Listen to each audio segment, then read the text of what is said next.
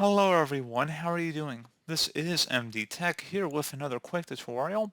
In today's tutorial, I'm going to show you guys how to split the screen on your Windows 10 or Windows 11 computer. So if you want to split your screen up into as many as 4 different quadrants, I'm going to show you guys how to do that. It's good for multitasking as well as if you want to see multiple windows at the same time.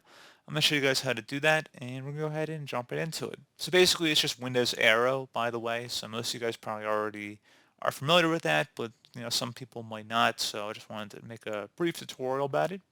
So anyway, let's go ahead and actually open up two different windows here. Two completely different windows, by the way, so let's just open up the store as well.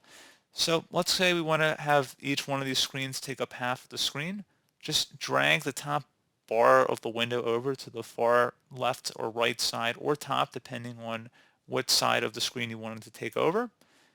And then you could select the other window in the other quadrant here, just left click on the center active button. It would open up in there. Alternatively, you could just drag this window also over just to the far right side as well.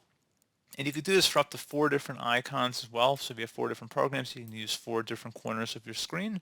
So pretty straightforward process there, guys. Do hope I was able to help you out, and I do look forward to catching you all in the next tutorial. Goodbye.